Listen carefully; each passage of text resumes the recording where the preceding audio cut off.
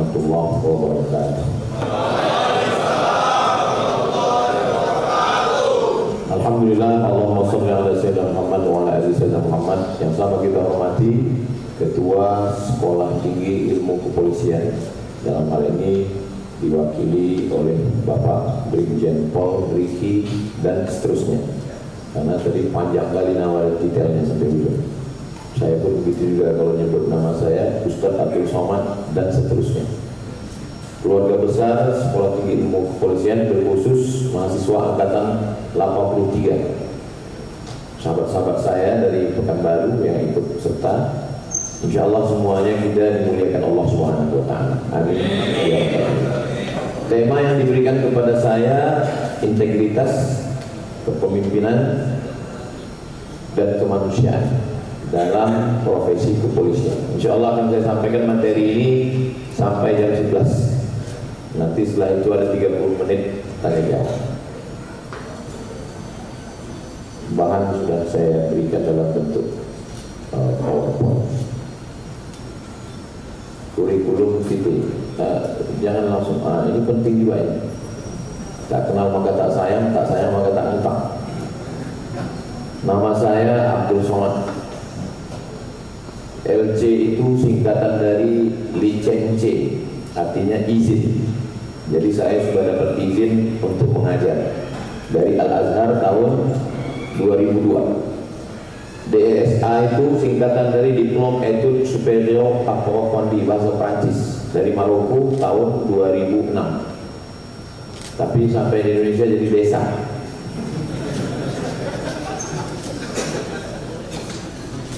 PhD cara membacanya dari kanan,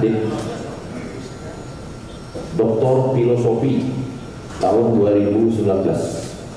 Kemudian Profesor dari University Islam Sultan Syarif Ali Brunei Darussalam tahun 2020.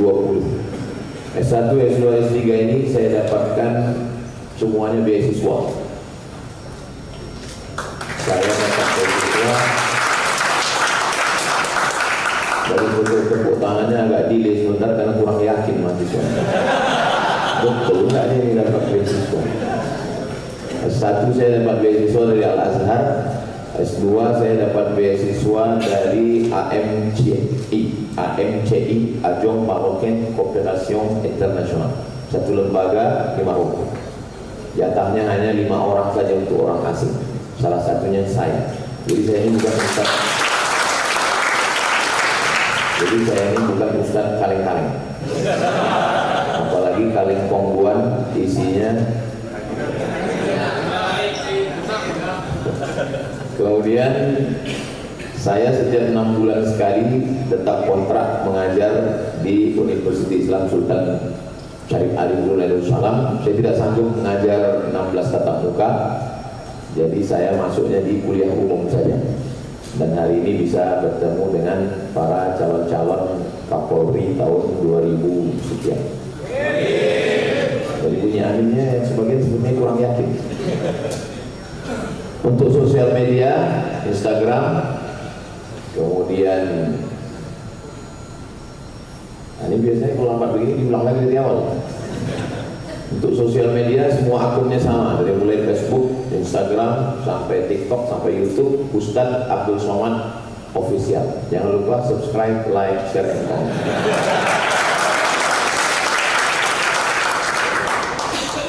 Instagram kalau ditulis di situ Ustadz Abdul Somad banyak sekali, banyak Instagram pakai nama saya. Pilih yang ada contreng birunya dan yang followernya 10 juta. Maksudnya bagi yang belum follow, tolong follow. Baik, itu sekedar pengenalan singkat. Tahun lahir sengaja nggak usah dibuat. Itu menjatuhkan harga diri kita. Jadi kalau ditanya umur berapa Ustaz? Umur itu masalah rasa, bukan angka. Oke, kita lanjutkan. Next. Integritas itu apa? Integritas itu adalah tindakan yang dilakukan sesuai dengan nilai moral, bahkan ketika tidak ada yang melihat. Ini definisinya Ustaz ambil dari siapa? Dari Stephen L. Carter, Yale University, judulnya Integrity tahun 96. Jadi biasakan kalau kita bicara itu ada sumbernya, jangan asal cuap-cuap saja. Ustaz S1 Mesir, S2 Maroko, S3 Sudan, tapi kenapa definisinya ngambil bukan bahasa Arab? Ya kalau saya dari Arab pakai referensi Arab itu biasa, tapi kalau saya dari Arab ngambil dari Barat itu baru luar biasa. Jadi kalau ada yang bilang Ustaz ini Ustaz luar biasa, bukan, saya ini Ustaz yang biasa di luar. Nah jadi makna integritas itu, kata integritas itu gini, ada dulu istilah disintegrasi. Beberapa mau memisahkan diri, dikhawatirkan Indonesia ini mengalami disintegrasi, terpisah. Jadi integritas itu artinya menyatu. Apanya yang nyatu? Menyatu antara ucapannya dengan perbuatannya. Itu yang disebut dengan integritas. Sebetulnya kalau mau pakai bahasa kita lebih mudah, jujur, selesai. Cuman orang kita ini kan kadang nggak mau pakai bahasa dia. Makanan pun kalau pakai bahasa kita harganya murah. Tapi kalau pakai bahasa asing lebih mahal. Kau makan apa tadi? Ayam goreng. Kau sarapan apa? Fried chicken. Itu harganya beda. Anak kau sekolah di mana? Pesantren. Anak kau di mana? Islamic boarding school. Sama aja. Ya. Kau tadi pagi di mana? Aku minum kopi. Kau coffee morning. Sama, pahit juga. Nah, jadi memang orang suka dia pakai bahasa-bahasa asing ini, biar nampak canggih gitu. Jadi diantara kenapa orang suka, dari komen-komen itu saya baca, kenapa saya selalu ngikuti ceramah Ustadz, kata dia, karena bahasa yang Ustadz sampaikan itu simple, sederhana. Nah, jadi bukan maksud saya nggak usahlah pakai integritas, yang penting kita tahu padanan katanya. Integritas itu artinya menyatu, tidak terpisah. Karena ada orang ini terpisah, ngomongnya lain, perbuatannya lain. Pas lagi ngomong di depan orang, berintegritas sekali. Pas lagi nggak ada di depan orang, nggak ada integritasnya. Nah, jadi yang paling banyak salah tentang integritas ini, yang paling banyak ngomong. Man kasura kalamuhu kasura saktuhu, kalau pepatah Arab begitu. Siapa yang paling banyak ngomongnya, dia yang paling banyak salahnya. Nah, tentu saja narasumber yang paling banyak. Nah, tapi insya Allah berkat kita semua, mudah-mudahan doakan saya supaya saya juga menyampaikan integritas dan saya sendiri berintegritas insya Allah. Sesuai apa yang saya omongkan ini dengan apa perbuatan saya. Ustaz Somad itu selalu ngomong tentang sedekah. Marilah kita berbagi kepada fakir miskin, anak yatim, orang susah. Sesuai nggak ngomong dia itu dengan perbuatannya? Saya mau menunjukkan bahwa saya integritas antara omongan saya dengan perbuatan saya sesuai. Mana buktinya Ustadz berbagi? Semua hasil YouTube itu, channel Ustadz Abdul Somad Official itu hasilnya 1 bulan 120 juta. Itu semuanya dipakai untuk beli beras, beli minyak, gaji guru, untuk santri, habis semua. Nggak ada masuk ke rekening saya. Ustadz tahunya dari mana? Saya dipanggil kantor pajak. Ustadz, kami lihat pendapatannya banyak tiap bulan. Saya bilang dari mana? Kami hitung dari YouTube. Saya aja nggak pernah ngitung, saya bilang. Coba tengok, masuk duit sekian. Coba cek ke rekening mana masuknya. Nggak ada masuk ke rekening saya. Masuknya ke rekening yayasan, beli minyak, beli gula, bayar listrik, bayar air, habis semuanya. Nah, ini saya mau mengatakan, kalau Ustadz ceritakan habislah amal pahala ceramah Ustadz itu. Ya daripada kita difitnah orang, berdosa orang gara-gara kita, habis juga pahala kita. Bagus saya ceritakan, supaya apa? Jangan ada dusta di antara kita. Nah, ini penting. Apalagi nanti sahabat-sahabat alumni Sekolah Tinggi Ilmu Kepolisian bertugas dari Sabang sampai Papua. Kalau ada orang yang ngomong, kemarin itu kalian kuliah umum narasumbernya Abdul Somad. Iya. Alah, NATO dia itu. Apa NATO? No action, talking only. Ngomong aja dia itu, pandai, cuap-cuap aja itu, modal air liur aja itu. Kau jangan ngomong gitu, macam-macam ditangkap kau nanti.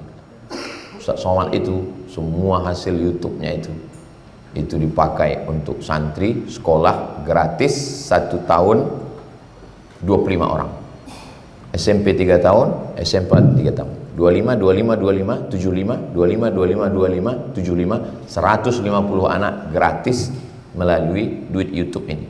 Maksudnya yang belum subscribe sekarang.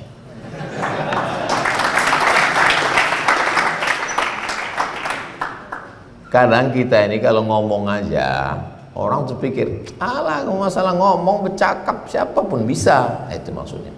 Saya mau, tapi saya bukan malaikat. Bukan berarti saya ini jujur-jujur betul, enggak. Pernah juga meleset-meleset sedikit. Saya manusia. Jadi kalau ada teman kita, enggak pernah salah Pak Ustadz, betul aja. Berarti dia masuk dalam malaikat yang ke-11. Jibril, Mikail, Israfil, Israel, Mungkar, Nakir, Raqib, Atid, Kiraman, Katibin, Malik, Ridwan. Kaulah yang ke-11 bilang. Kawan saya ini Pak Ustadz nggak pernah betul, salah aja. Berarti setelah iblis dia lah itu.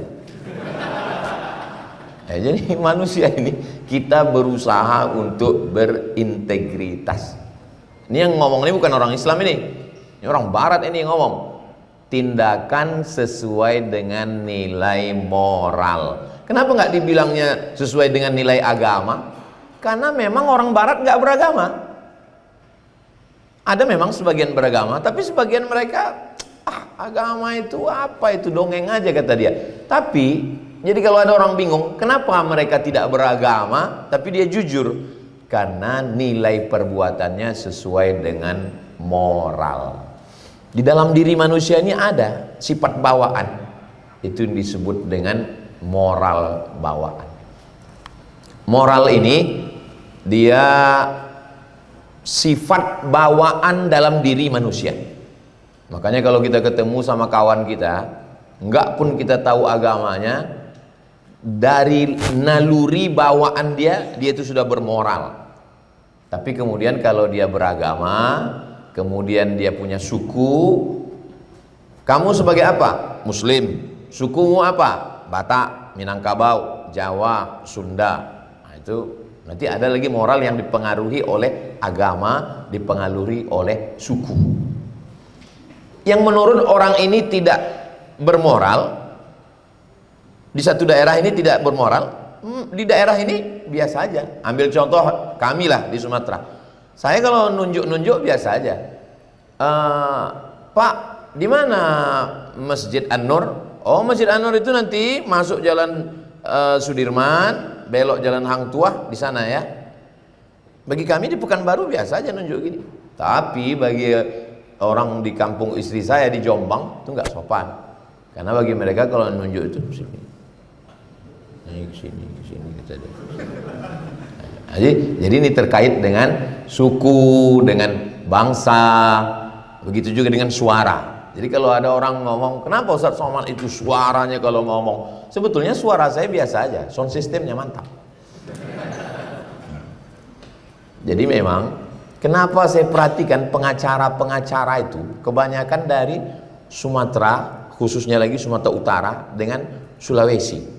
Kenapa? Karena memang suaranya itu beda. Kalau orang Sunda kan lembut, nyaris tak terdengar. Kumaha, damang. Dan manggil kita pun kalau tempat kami manggil tuh, kalau di Medan abang, itu jelas. Kalau di Padang udah. Gitu. Tapi kalau di Jawa Barat cukup satu huruf aja, AA. Hebat, cukup satu huruf tapi hati kita bergetar. AA kata. Rasa-rasanya kita mau ngasih nafkah aja langsung. Jadi ini saya mau mengatakan bahwa memang ada sifat bawaan dalam diri kita itu. Ada sifat bawaan dalam diri kita itu. Saya terus terang ngasih ceramah di kantor polisi itu sejak pulang dari Maroko tahun 2008. Tahun 2008 saya pulang ke Pekanbaru, diundang sama ibu-ibu bayangkari. Kalau yang laki-laki bayang-bayang istri. Bayangkari ngundang saya ke rumah Polda, rumah Pak Kapolda di Jalan Diponegoro. Itulah awal saya ngisi pengajian 2008. Habis itu berganti Kapolda, mulai Pak Condro Kirono, habis itu Pak Zulkarnain dari Palembang, habis itu Pak Nandang, habis itu sekarang terakhir Pak Herimen. Nah, itulah rutin saya di Polda memberikan kuliah. Nggak pernah terpikir sama saya bahwa saya akan bisa ngomong di depan polisi. Kenapa begitu? Karena dulu waktu kecil itu di kampung ada MTQ namanya, Musabaqah Tilawatil Quran. Biasanya kalau MTQ itu ada pameran, stand-stand. Dan ada satu stand di situ, stand dari Polres. Saya kata mak saya, kau setiap ku bawa lewat stand itu nggak mau lewat. Kenapa? Karena ada polisi itu guys. Kenapa? Karena orang tua selalu menanamkan integritas ke anaknya melalui polisi. Jangan bohong, nanti tangkap polisi. Jangan main HP, jangan main HP. Tangkap polisi. Saya pun begitu juga. Anak saya main handphone, paksa saya carikan di YouTube, polisi melarang main handphone. Dapat AI. Kami sudah menangkap anak-anak yang main handphone. Oh, saya hidupkan. Jangan main handphone. Tengok Pak polisi. Iya. Jadi ketakutan untuk tidak jujur itu bukan karena moral, tapi karena person, karena orang. Bahaya ini kalau takut karena orang. Iya orangnya ada, kalau orangnya nggak ada. Kalau takut karena atasan, takut karena CCTV. Ya kalau pas CCTV hidup, kalau pas mati. Saya pernah lewat di kampus, di parkir itu ada tertulis besar, parkir ini diawasi oleh CCTV. Pas saya tengok kameranya, kabelnya pun digigit tikus. Ketakutan bukan karena sesuatu yang lain. Kalau dia beragama karena Tuhan, tapi di dalam naluri diri manusia itu ada fitrah namanya. Fitrah itu bawaan bahwa dia ada moral di dalam. Itulah yang sesungguhnya yang sedang kita tumbuhkan di dalam diri kita itu. Kalau dia tidak kita jaga, tidak kita rawat, dia akan mati. Akhirnya kita ini menjadi zombie. Hidup, berdarah, bernyawa, tapi tidak bermoral. Menakutkan. Kalau ada hewan tidak bermoral, kalau ada gajah tidak bermoral, dia hanya bisa menumbangkan 5 batang pokok kelapa satu hari. Itu pun udah gajah yang hebat kali itu udah. Tapi kalau ada manusia tidak bermoral, bukan 5 batang, 500 hektar bisa selesai dibuat. Hanya kembalinya moral. Moral ini yang sedang dihidupkan di dalam diri itu. Moral ditumbuhkan, dilatih, diusahakan, maka berintegritas dia. Nah, ini tentang integritas. Tindakan dilakukan sesuai dengan nilai moral, bahkan ketika tidak ada orang yang melihat. Ada sahabat saya rektor pergi ke tengah laut menemani temannya seorang ilmuwan dari Jerman. Sampai di tengah laut mereka makan jeruk. Habis makan jeruk, kulit jeruk itu dimasukkannya ke kantong. Kata teman saya ini, kenapa dimasukkan ke kantong? Nanti setelah kita mendarat, kita masukkan ke tong sampah. Nggak mau dia membuang kulit jeruk di tengah laut karena takut mengotori laut. Bukan orang Islam. Jadi kalau begitu dia berintegritas, dia jujur itu berdasarkan apa? Bukan Tuhan, dia nggak percaya sama Tuhan. Berdasarkan moral yang ada dalam dirinya. Tapi kalau saya sebagai seorang muslim, kenapa Ustaz tidak membuang sampah di laut?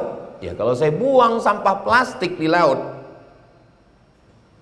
itu penyu-penyu menyangka itu ubur-ubur. Begitu dimakannya ternyata plastik. Apa kata dia? Dasar PHP. Jangan buang sampah sembarangan. Jadi ada orang berintegritas itu dalam naluri dirinya. Itu yang ditumbuhkan dengan belajar agama, bersuku bangsa. Setiap suku ini punya moral-moral yang dibangun oleh suku. Saya yakin dan percaya juga di Sekolah Tinggi Ilmu Kepolisian ini yang sedang ditumbuhkan dalam setahun sekian bulan sehingga lahir orang-orang yang berintegritas, calon pemimpin masa depan insyaallah. Oke, itu definisi. Lanjut. Saya ini menyampaikan sampai jam 11. Ternyata ngomong di depan polisi ini lama juga waktu terasa berjalan. Bagaimana cara menanamkan integritas ini? Menanamkannya yang pertama pendidikan keluarga.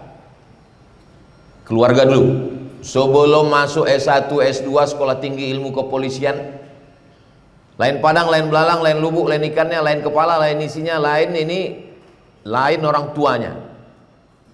Dari Sabang sampai Papua, beda ini cara pendidikannya. Saya pulang ke rumah, sampai di rumah, simpan ini mainan. Nanti pas mau tidur malam, barulah dimainkan mobil-mobilan ini di atas bantal. Mak saya nanya, dapat dari mana kau mainan ini? Dapat di jalan tadi siang. Punya siapa? Ya nggak tahu punya siapa, dapat di jalan. Balikkan mobil ini sekarang juga ke tempat kau jumpa siang tadi. Nanti kalau kau sudah mati di akhirat, kau akan memikul mobil ini di akhirat. Ya kita anak kecil nggak tahu, ketakutan. Nanti mobil ini kata dia membesar, kita pikul di akhirat. Balikkan juga. Itulah yang berkesan di kepala saya sampai hari ini untuk menjaga ini. Karena siapa yang menanamkan? Keluarga. Ternyata setelah saya belajar, ucapan ibu saya itu, walaupun ibu saya nggak sekolah agama, ternyata memang ada dalam hadis. Wa may yaghlul, siapa yang curang, ya'ti bima ghalla yaumal qiyamah. Siapa yang curang, dia akan memikul kecurangannya pada hari kiamat. Oh, saya ketemunya setelah kuliah. Ternyata kalau kita curang, semua kecurangan itu akan kita pikul hari kiamat. Jadi pernyataan ibu saya bahwa nanti kau akan memikul mobil-mobilan itu, memang betul akan dipikul nanti. Makanya jangan heran nanti kalau di akhirat itu ada yang mikul Avanza, ada yang mikul. Kalau mikul mobil masih maklum lah. Bayangkan kita di akhirat nanti ngelihat ada yang mikul risol sama bakwan, yang makan 3 bayar 2.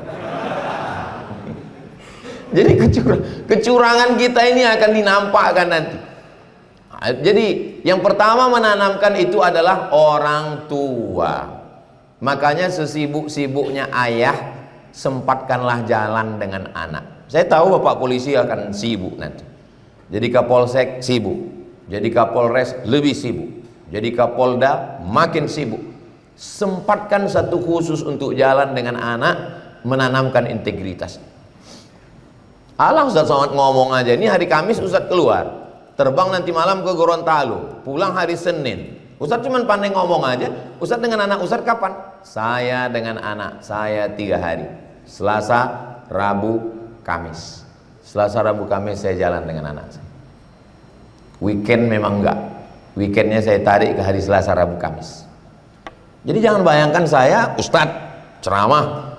Jadi jangan bayangkan saya dengan anak saya pun ceramah juga. Ya saya sebagai seorang ayah. Bukan berarti saya dengan anak saya panggil lalu ya ayyuhalladzina amanu. Enggak begitu. Dengan anak dia kita jalan. Kita jalan sama, kita bawa dia ke mall. Pas lampu merah berhenti. Babah, anak saya manggil saya babah. Babah, kan nggak ada orang, bah. Kenapa nggak masuk aja? Kan nggak ada orang. Kan nggak ada orang, kenapa nggak masuk aja? Kita mesti ikutiin. Nggak boleh kita maju-maju aja. Bukan ketika kita mau ditabrak orang. Nah, jadi kita ajarkan anak-anak kita ini untuk jujur. Nampak orang susah, kasih duit, kasih sama dia. Itu yang jual-jual tisu itu bukan mau kaya itu jual tisu itu dia mau makan, maka sayangi makan, jangan buang-buang nasi. Kalau ngambil nasi jangan banyak-banyak, lauknya jangan ambil 3, jangan ini, mubazir kita. Tengok tuh dia jual tisu dulu baru makan. Nah, jadi menanamkan integritas itu dari mulai dini ayahnya dulu. Tidak juga dengan ya bahasa seorang ayah. Masa seorang ayah, bukan berarti karena polisi lalu langsung cabut pistol, berintegritas. Tidak. Sesuai dengan bahasa seorang ayah. Tapi yang paling dalam menanamkan ini adalah istri. Itulah pentingnya istri. Makanya mudah-mudahan yang belum menikah dapat jodoh yang baik-baik. Oh, banyak kali yang belum nikah. Puan amin nih. Yang udah nikah jangan bilang amin. Datang lagi satu lagi nanti. Jadi pendidikan keluarga ini keluarga ini kalau istri kita itu menanamkan integritas ke anak kita, anak ini kalau pendidikan orang tuanya bagus, kalau laki-laki dididik orang tuanya bagus, istrinya senang, mertuanya senang, lingkungannya senang, atasannya senang. 4 orang bahagia karena dididik di rumah dengan baik. Tapi kalau anak ini kurang ajar, nggak dididik dengan baik, istrinya stres, atasannya 2 gendang nih. Kalau nggak stres gila, lingkungannya sakit hati, keluarganya, mertuanya lagi lebih sakit hati. Sudahlah anaknya dia kasih, rugi lagi dia. Nah, makanya beruntunglah kita. Tolong kita putus mata rantai. Yang saya maksud putus mata rantai begini, bapak saya nggak baik Pak Ustadz, ibu saya nggak baik, putus mata rantai itu. Jangan kita berlaku yang sama ke anak kita. Cukup dia hanya sampai ke kita. Mata rantai ini mesti saya putus. Bapak saya dulu Pak Ustadz pulang mabuk, sakau, bawa perempuan, mohon maaf. Terus maka aku mesti lebih sakau dari dia. Jangan. Cukuplah itu dah, cukup, putus. Kalau anak kita nanya, ayah, ya, kakek dulu gimana? Kakek kau, mantap kakek kau. Nggak usah ceritakan.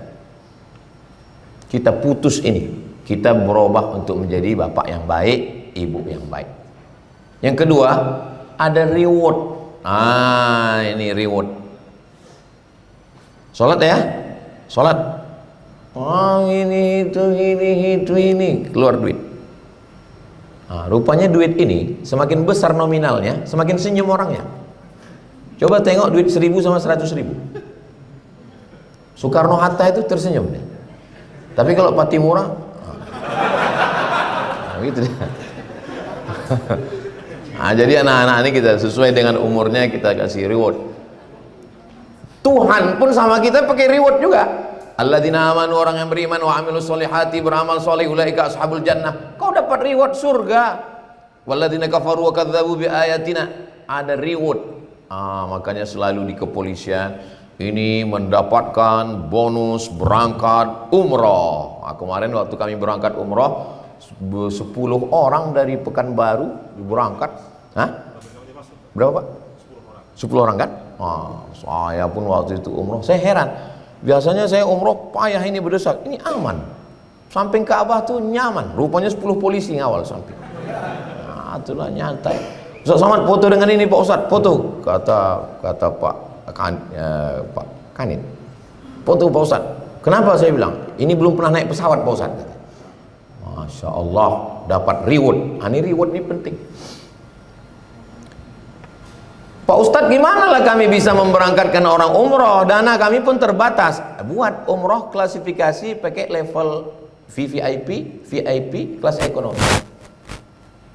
Kau karena belum banyak kali berbuat, ya umrohnya cuma sampai Cengkareng aja dulu. Nanti kalau sudah bagus, baru. Maksudnya apa? Manasik umroh. Latihan tawaf, latihan sa'i. Dengan itu ada semangat, reward. Yang ketiga, punishment. Mesti ada hukuman. Nggak bisa saya nih ustadz, jangan bapak-bapak polisi menyangka Ustadz Somad ini nggak ada punishment. Jadi kalau ada yang melanggar, Pak Ustadz ini ada yang melanggar, serahkan pada Allah. Pak Ustadz ini melanggar disiplin, banyak-banyak beristighfar. Nggak begitu. Saya ini memang ustadz, tapi kalau masalah disiplin, SP1, SP2, SP3 nggak ada ampun. Kalau sudah saya bilang gini. Ini pondok pesantren, di samping ini ada toko kecil, warung. Orang warung meminjamkan handphone ke santri, sampai ke saya laporan. Ini santri meminjam handphone untuk nelpon orang tua, padahal udah dikasih kesempatan 1 bulan sekali dijenguk orang tua, boleh nelpon sekian pekan sekali, bolos, pakai sebelah. Berapa orang semuanya? 15. Coret semua 15, keluarkan dari sini. Kita nggak perlu orang hafal Quran, kita nggak perlu orang bisa baca kitab kalau tidak disiplin. Sekarang aja dia sudah nakal, nanti dia akan menjadi intelektual yang nakal, kejahatan intelektual, lebih bahaya nanti dia. Coret 15. Nanti kalau datang orang tuanya begitu begini, begono kalau dia nuntut, bawa ke sini. Alhamdulillah sampai sekarang nggak nuntut. Takut orang tua. Apalagi setelah saya ngisi kuliah di polisi ini. Kalau datanglah orang tuanya, apalah jawab Ustadz? Anak kau di sini sudah dididik bisa baca Quran, ngapal Quran, baca kitab, life skill gratis sebagian berbayar yang mampu. Kami nggak minta macam-macam. Dia bukan berarti dikekang di sini. Dia bisa pakai handphone, dia bisa nelpon, nggak pernah kita larang. Tapi perbuatan dia curang. Ini pelajaran seumur hidup dia mesti ingat. Makanya ketat. Sebulan sekali pertemuan, lapor semua divisi-divisi, TK, SD, SMP, SMA, sosial media, dana, dapur, laundry, lapor. Apa masalah? Mesti ada punishment, mesti ada hukuman. Makanya pendidikan dalam Islam itu ada punishment, ada hukuman. Walaupun sekarang nggak bisa lagi hukuman fisik. Kalau saya dulu bercerita ke santri tentang hukuman fisik, dipukul pakai rotan, pakai bambu, pakai batang sapu, nggak terhitung berapa kali. Tergila lain lagi tempeleng, pondok tempeleng. Ustadz dendam? Enggak, ingat aja sedikit. Pernah senior tuh nelpon, Assalamualaikum. Waalaikumsalam. Betul ini Ustadz Abdul Somad? Betul. Saya dulu pengawas asrama waktu di pondok, katanya. Nama saya ini. Oh ya, ingat. Bisa ceramah di kampung saya? Enggak bisa, jadwal saya penuh, saya bilang. Punishment. Nah, sekarang nggak bisa. Dan kalau saya cerita itu ke santri-santri sekarang, zaman saya dulu dipukul pakai rotan, ditempeleng. Ya, anak sekarang derita lo kali. Sekarang mereka dilindungi oleh Komisi Perlindungan Anak. Ya, takdir kita lah salah, kenapa lahir duluan. Punishment mesti ada. 4, lingkungan. Lingkungan ini sangat penting. Orang yang suka buang sampah sembarangan, mana-mana sampah. Kalau dia merokok, semua jadi asbak rokok. Kalau ziarah kubur orang pun jadi asbak juga nih. Kalau dia di rumah sambil nonton bola, malas dia ngambil asbak, telinga bininya pun jadi asbak. Orang begini kalau hidup di Singapura, dia akan disiplin. Kenapa? Karena lingkungan. Buang permen sembarangan, permen letakkan di bawah, kena hukuman. Pajak rokok tinggi, ngupil, buang sembarangan, kena hukuman. Nah, ini perlunya lingkungan kebersamaan kita. Yang kelima, ideologi. Ideo diambil dari kata teo Tuhan. Logi adalah ilmu, teologi ilmu tentang Tuhan. Diatur dalam pasal 29 Undang-Undang Dasar 1945 ayat 1 ayat 2, kebebasan beragama. Bagi kita yang muslim, asyhadu an la ilaha illallah wa asyhadu anna muhammadar rasulullah. Bagi yang non muslim, wala ana abidum ma'abadtum wala antum abiduna ma'abud lakum dinukum waliyadin. Ini jelas. Ini agama inilah yang mengajarkan kita. Inna alaikum lahafizin, ada malaikat kiraman katibin, malaikat yang mulia mencatat segala amal. Nanti segala amalmu akan dilihat. Semua kita hafal ayatnya. Famay ya'mal mithqala dzarratin khairan yara. Sekecil biji sawi, sebesar ujung rambut, sebesar ujung pisau, nanti akan dilihat oleh mata kepala. Kita semua akan dihidupkan lagi. Innama amruhu idza arada syai'an yaqulu lahu kun. Ini enaknya ceramah di sekolah tinggi ilmu kepolisian ini. Hafal semua mereka ayat-ayat. Walaupun juz amma sama yasin. Nyambung dia. Nah, jadi itu bukan hanya sekedar dibaca tiap malam Jumat baca. Innama amruhu idza arada syai'an ay yaqula lahu kun fayakun. Menunjukkan bahwa kita akan hidup lagi dan mempertanggungjawabkan segala amal perbuatan kita, dan kita akan dituntut di hadapan Allah Subhanahu wa taala. Kalau kita pernah menzolimi orang, menganiaya orang, nggak bisa selesai dengan haji. Kalau pernah kita memakan harta orang, menganiaya orang, menzolimi orang, pergi kita ke Makkah, menangis di pintu Ka'bah, nggak selesai, mesti kita kembalikan. Terus yang bisa selesai dengan puasa, bisa selesai dengan sholat, bisa selesai dengan haji dan umrah itu apa? Dosa-dosa kepada Allah. Adapun kepada manusia, mesti minta maaf. Kamu sudah minta maaf? Saya sudah minta maaf Pak Ustadz. Apanya kau pakai? Uangnya. Sudah kau kembalikan? Sudah. Satu yang belum bisa Pak Ustadz, apa? Mengecewakan dia. Gimana kau mengecewakan dia? Saya janjikan untuk menikah dengan dia Pak Ustadz. Terus rupanya saya pakailah filosofi Ustadz, bunga bukan setangkai, kumbang bukan seekor, patah tumbuh hilang berganti, hilang satu tumbuh seribu. Playboy cap tupai. Jangan janjikan orang untuk menikah kalau tidak sanggup menepatinya. Jangan buat ikatan-ikatan. Kenapa? Karena berapa banyak anak gadis yang sangat ingin untuk menjadi bayangkari. Sudah punya baju warna apa, warna apa? Sudah punya. Saya cuma ngetes saja nih. Sudah punya baju warna pink, sudah foto, sudah diupload, rupanya polisi palsu. Polisi gadungan, bayangkan itu. Ustaz kok tahu? Saya ikuti itu beritanya. Kalau belum dapat nanti saya share. Betapa banyak perempuan sangat ingin jadi anggota Bayangkari, tahu di PHP. Makanya kalau tidak serius-serius betul, nanti minta ke Pak Brigjen Pol Riki dengan Ustadz Somad sebagai tim fit and proper test, supaya jangan terjadi mengecewakan hati orang. Oke, yang kelima, habit. Sudah menjadi kebiasaan. Keluar dari rumah jam 5 subuh, belum rame. Kalau di Riau, kalau di provinsi belum rame itu. Kalau di Jakarta sudah rame. Lampu merah. Ya apa salahnya kita nyelonong? Kan nggak salah. Nggak ada juga orang yang kita, kameranya juga ada, Pak Polisi juga belum ada. Betul. Tapi kita sedang menciptakan habit bahwa kita boleh melanggar kalau nggak ada orang. Dan itu akan tertanam di kepala kita. Sekali, 2 kali, 3 kali. Habit sudah menjadi kebiasaan. Sudah jadi pepatah kita. Allah bisa karena biasa. Ini kalau bisa kita tanamkan ini, pendidikan keluarga, ada reward, ada punishment, ada lingkungan, ada ideologi, ada habit. Pakai.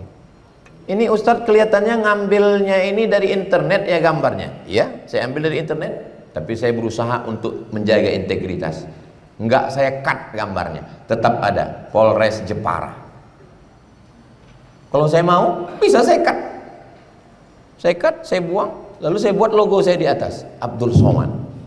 Lalu disangka orang, oh ini Ustadz yang punya. Enggak. Karena kalau saya lakukan itu, saya yakin Polres Jepara juga nggak marah kalau ini saya cut. Tapi kenapa saya buat? Saya mau berusaha untuk menjadi habit, supaya jangan sampai pikiran kita ini sesuatu yang sudah biasa aja, terbiasa. Kalau bahasa kerennya sekarang, jangan normalisasi kecurangan. Oke. Next. Lead memimpin, leader pemimpin, leadership kepemimpinan. Lanjut. Next. Kenapa singa menjadi raja hutan? Ya tanya KPU lah Pak Ustadz. 1. Singa tidak pernah makan tanpa kerja keras. Ini kan ceritanya leadership kepemimpinan. Kenapa Ustadz yang jadikan contoh itu hewan bukan manusia? Ternyata di dalam dunia hewan pun ada kepemimpinan, leadership. Ini jalan tol. Jalan tol di Riau itu ada satu terowongan khusus untuk gajah. Karena gajah itu dari zaman dulu sebelum ada tol, sebelum ada manusia, jalur dia sudah di situ dan gajah nggak mau pindah jalur. Jadi kalau ada orang mengatakan ini gajah ngambil jalur kita, enggak, kita lah yang ngambil jalur gajah. Maka tol mesti mengalah, buatkan terowongan di bawah untuk dia lewat. Gajah itu ada bosnya di depan dan ada pengawalnya di belakang. Yang di tengah ini perempuan dan anak-anak. Gorila juga begitu. Gorila kalau mau nyebrang jalan, ada bosnya di depan, ada di belakang ngawal, yang di tengah ini yang lemah, yang tua, anak-anak, perempuan. Dalam dunia hewan pun ada kepemimpinan. Singa-singa juga begitu.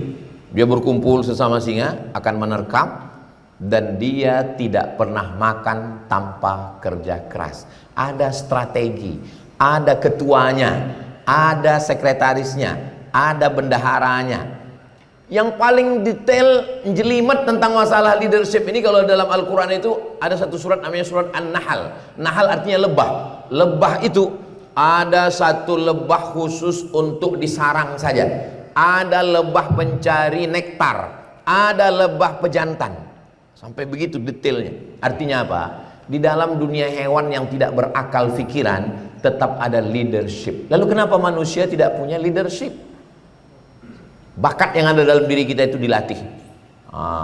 Ini dulu Pak Ustadz waktu SD udah jadi ketua kelas ini. Ini udah jadi ketua OSIS ini dulu.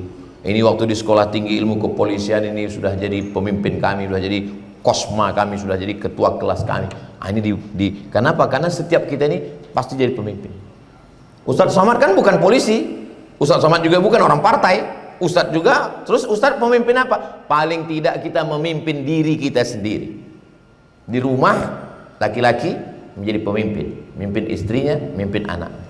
Kawan saya Pak Ustadz di rumah pun nggak bisa jadi pemimpin. Kenapa? Sama bininya pun dia takut. Laki-laki yang takut sama istrinya berbahagialah, karena kalau dia mati dia tidak kena azab kubur. Kenapa? Karena sudah terlalu azab di dunia.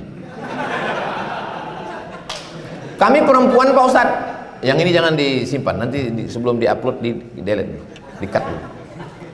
Terus kami yang perempuan ini Pak Ustadz, kami kan di rumah pemimpin kami suami, perempuan juga pemimpin. Dia memimpin kalau ada ART, kalau ada di situ babysitter, kalau ada di situ security, kalau masalah uang belanja, anak-anaknya, perempuan juga memimpin. Kata Nabi,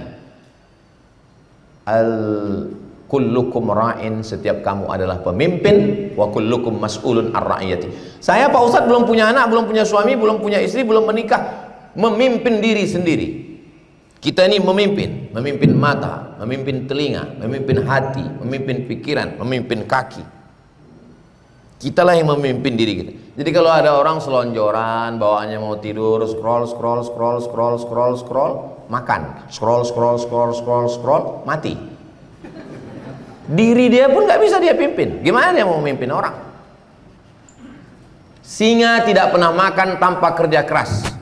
Singa tua yang rambutnya sudah rontok, dia tetap mengejar hiena, mengejar zebra yang lehernya tinggi pun dia kejar, karena dia tidak mau makan tanpa kerja keras. Yang makan tanpa kerja keras hiena, anjing liar. Nah, itu dia hanya mencari bangkai-bangkai sisa-sisa singa. Dua, kenapa dia menjadi leader? Dia mengutamakan grup, jangan one man show. Karena one man show adalah merek parfum. Mesti pakai grup. Nabi Muhammad SAW enggak sendirian. Ada orang tua yang bijaksana, Abu Bakar. Ada anak muda yang bertenaga, Umar. Ada anak muda yang kaya raya, Utsman. Ada anak muda yang cerdas, Ali. Kita ini semua punya potensi masing-masing. Coba baca potensi kita. Aku ini udah agak tua Pak Ustadz, Abu Bakar. Aku ini bertenaga Pak Ustadz, Umar. Aku ini cerdas Pak Ustadz, Ali. Aku ini kaya Pak Ustadz, Utsman. Aku ini semuanya enggak Pak Ustadz, Abu Lahab.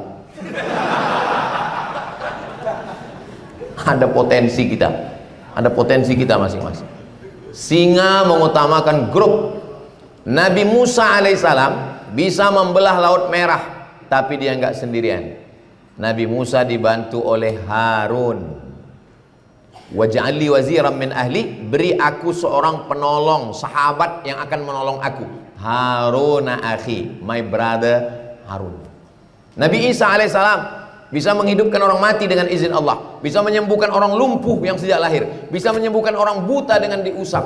Enggak sendirian, dia tetap dibantu sahabat-sahabatnya, Hawariyun. Wa idz qala Isa ibnu Maryam lil hawariyin, ingatlah ketika Isa berkata kepada Hawariyun, man ansari ilallah, siapa yang menolong saya? Kata Hawariyun, nahnu ansarullah, kami akan menolong. Jangan sendirian, grup. Bapak-bapak calon Kapolres, jangan kerja sendirian. Capek, lelah, letih, lesu, letoy, loyo, lunglai, mati. Hidupkan grup, bekerja sama. dengan para alim ulama, tokoh masyarakat. Kalau kebetulan dia di Riau, di Riau itu ada LAM, Lembaga Adat Melayu. Kalau kebetulan dia di Sumatera Utara, multi etnis, ada Batak, ada Karo, ada Mandailing, ada Pakpak, ada Melayu, ada Sultan Deli, ada Sultan Langkat. Kalau kebetulan dia di Palembang, Palembang lain lagi, di situ ada para habaib, ada ulama-ulama, ada tokoh-tokoh Melayu, ada Sultan Badarudin. Kalau kebetulan dia di Jawa, ada ormas besar, Nahdlatul Ulama, Muhammadiyah, lain Padang, lain Belalang, lain Lubuk, lain ikannya, lain. Maka sebelum ke tempat itu, baca situasi dan jangan sendirian. Tapi ketika kita bisa bersama, maka kita disupport. Utamakan grup. Yang ketiga, singa tidak pernah memakan habis buruannya. Singa itu kalau dia tangkap kambing hutan, dia tangkap lembu, dia makan yang lembut-lembut aja, habis itu dia biarkan. Baru datang nanti yang lain. Datang burung nasar, datang burung elang, datang hiena, datang anjing hutan untuk memakan sisa. Makanya ada pepatah Arab mengatakan, jud tasud. Kalau kau dermawan, kau akan jadi pemimpin. Berbagi. Tapi jangan gara-gara ini jadi Robin Hood. Oh, jadi kalau kita bagi-bagi halal ya Pak Ustadz ya? Ini Pak Ustadz, ini duit begini, haram. Kalau kita bagi Pak Ustadz, makruh. Haram, tetap haram. Jangan makan habis. Bagi-bagi. Sebagaimana singa bisa menjadi pemimpin. Saya pergi ke Malaysia, ada iklan rumah makan. Ikan bakar terenak, dijamin tinggal tulang. Alhamdulillah masih ada tulangnya. Tempat kita tulang lunak tak tersisa. Jatah semut pun nggak ada lagi. Semut ketika ngelihat iklan itu, habis lagu kata semut. Itu ikan mas itu kalau dimasak sekian jam, itu bisa lunak semua tulangnya, nggak tersisa sama sekali. Semut pun meneteskan air mata. Sisakanlah sedikit untuk semut. Semut sesuai dengan ceramah Ustaz Somad, kusisakan sama kau tulang sedikit aja. Jangan habiskan. Leadership kepemimpinan terjaga, terpelihara, karena leadership ini hubungan trust, hubungan hati, connecting antara perasaan. Dalam diri ini ada emosi, marah, bahagia, kecewa, sedih, jijik. Itu emosi kita di dalam diri ini. Itu kalau kita jaga dengan baik, maka anak-anak buah yang kita sebut selalu dengan anak buah, atau orang tidak mau lagi pakai istilah anak buah, ini partner saya, ini sahabat saya, ini tim saya. Oke, next. Pilar leadership ada pada satu, komunikasi. Komunikasi yang baik. Sekarang saya lihat komunikasi anak-anak Gen Z, habis Gen Z, rupanya sudah habis Z itu balik ke A lagi dia, Alpha. Alpha, dulu kita taunya Alpha tuh absen, nggak datang. Patutlah Gen Alpha nih sering cabut. Jadi anak-anak ini bahasanya itu dulu kita zaman saya kalau ngomong tuh ada ujungnya. Apa kabar Pak? Apa kabar Bu? Silakan masuk Kak. Ada ujungnya. Anak sekarang saya tanya, sekolah di mana? Di sana. Kelas berapa? Kelas 2. Lama saya mikir, kenapa mereka nih ngomong nggak pakai ujung lagi? Ternyata bahasanya bahasa WA. WA itu kan gitu. Orang sekarang malas nulis WA. ASS, WRWW. Kawannya lebih malas lagi, WWW. Gimana kabar kau bro? Stiker-stiker aja sekarang. Sehat ya? Mantap. Mantapnya pun stiker juga. Jadi bahasa-bahasa, tolong lagi komunikasi.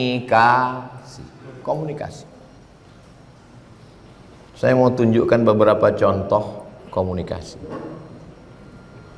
Sebetulnya saya mau nengok ada nggak WA istri masuk. Kemarin saya WA beliau jam 18.34 18.34 19.34 saya WA, dibalasnya langsung 19.44. Hanya sekian menit, nggak pernah hitungan sampai, nggak pernah lebih dari 15 menit. Nah, setiap bisa dihitung dari awal. Setiap saya kirim WA sekian hari sebelumnya jam 9 pagi, dibalas jam 9.40, dibalas jam 9.48. Polisi, ini yang balas nih polisi, nggak boleh sebut namanya, menjaga kode etik jurnalistik. Jadi komunikasi ini baik, jangan sampai walaupun komunikasi WA sempat lupa kita ceritanya baru dibalas. Ini komunikasi dengan baik. Saya pun kalau ceramah ya tengok komunikasi fisik tubuh baju juga. Saya kalau ceramah di Pulau Madura 3 hari, hari Jumat, hari Sabtu, hari Ahad, 3 hari pakai sarung terus. Begitu menginjakkan kaki di Pulau Madura, dibawa sama Kiai Fauzi Tijani keliling pakai sarung terus. Ustadz kok selama di Madura pakai sarung? Komunikasinya begitu, karena ketemu dengan lora dengan Kiai di sana pakai sarung, pakai baju koko, pakai topi putih. Ini saya mau pergi ke sekolah tinggi ilmu kepolisian, maka saya mesti pakai apa lah saya cocoknya? Pakai batik banyak. Saya pakailah batik yang agak dekat-dekat baju polisi, pakai peci.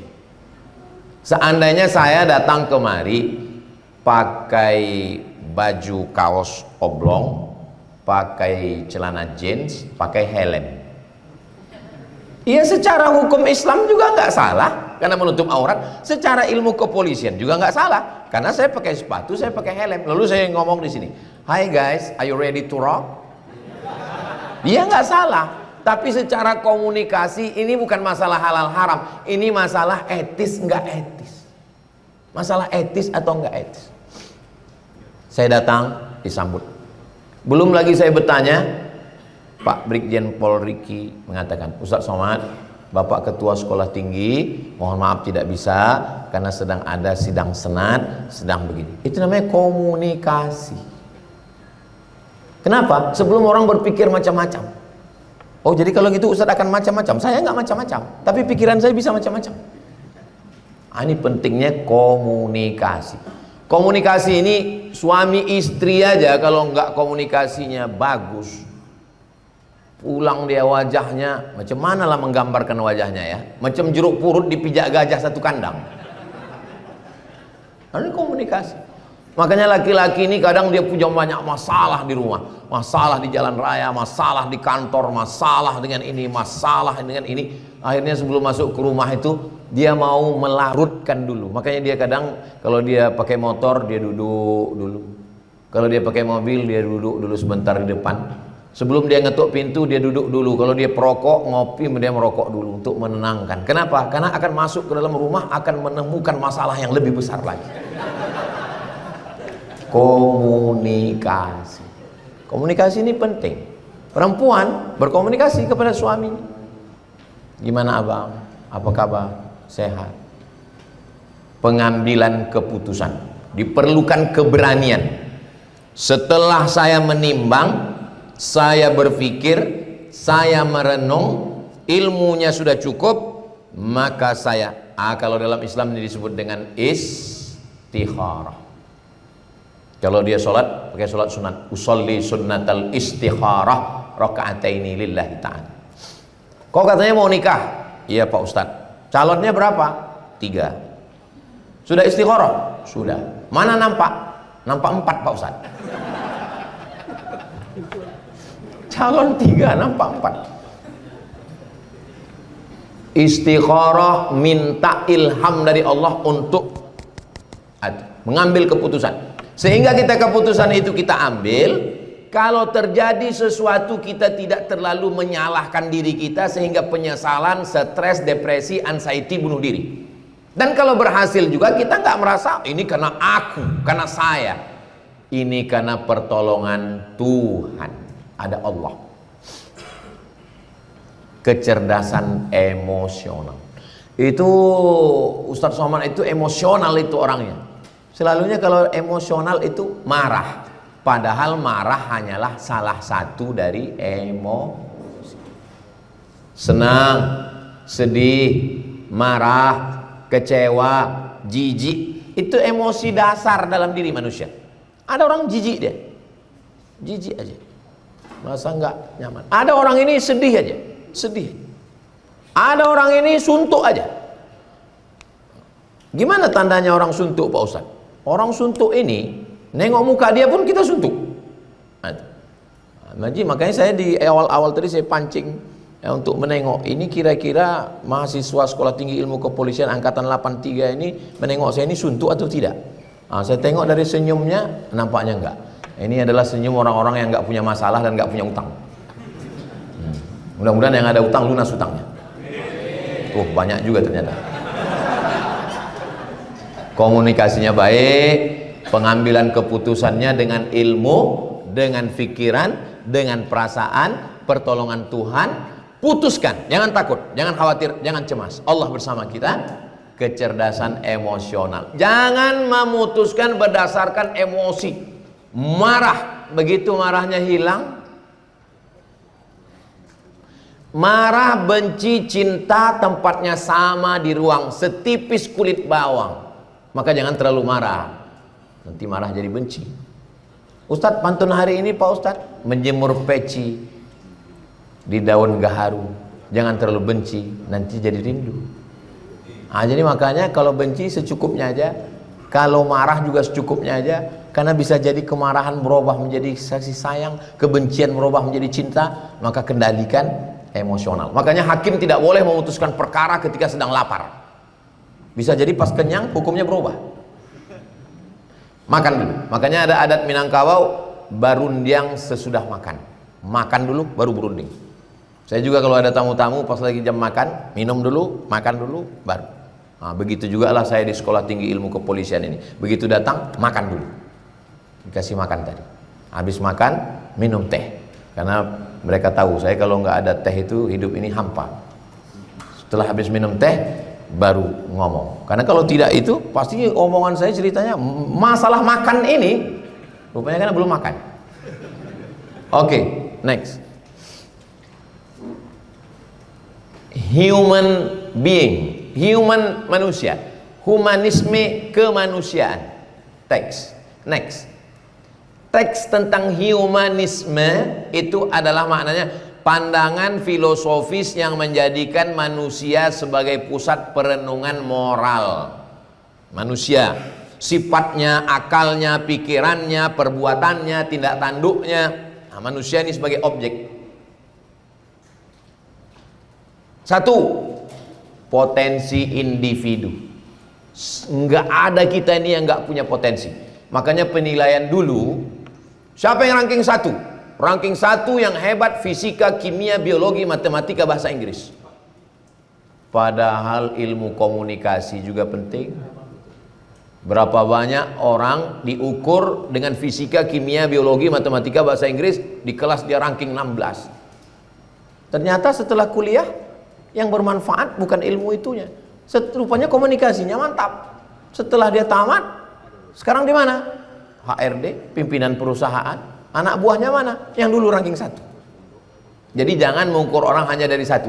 Jangan mengukur prestasi burung dara dari berenang. Jangan mengukur prestasi ikan dari terbang. Ini setiap kita ini punya potensi. Maka setiap anak juga begitu. Oh, anak saya ini Pak Ustadz memang diam, tapi ngelukisnya bagus. Anak saya ini suaranya bagus, tulisannya kurang bagus. Yang ini Pak Ustadz, anak saya ini punya kelebihan. Lebih hitam, hitam-hitam setampuk manggis, walaupun hitam kupandang manis. Ada juga lebihnya. Orang barat beli tiket pesawat, beli sewa hotel untuk pergi ke Bali untuk berjemur. Ngapainlah mereka berjemur orang barat itu? Supaya hitam. Kita belum berjemur udah hitam. Apalagi kalau bukan kelebihan. Akal budi. Dalam diri kita ini ada akal budi. Apapun agamanya, apapun sukunya, ada akal budi bawaan. Kebebasan, kita bebas berekspresi, tapi kebebasan kita diikat dengan aturan negara, diikat dengan aturan suku, diikat dengan aturan agama. Di Indonesia ini ada 3 yang mengikat kita. Yang pertama suku, jangan langgar pantangan suku di daerah masing-masing. Yang kedua adalah aturan negara. Yang ketiga adalah aturan agama, sesuai dengan agama keyakinan kita masing-masing. Yang keempat, nilai-nilai kemanusiaan dalam menciptakan pergaulan hidup yang lebih baik dan memanusiakan manusia. Dia manusia, dia bukan hewan. Ini yang agak sulit memang masalah humanisme ini. Polisi dituntut humanis di hadapan orang yang anarkis. Gimana bersikap lembut humanis di depan orang yang anarkis? Akhirnya muncullah polisi pakai sorban, pakai peci di depan orang yang ngamuk-ngamuk mau menelan kepala dia. Fotonya saya nggak dapat.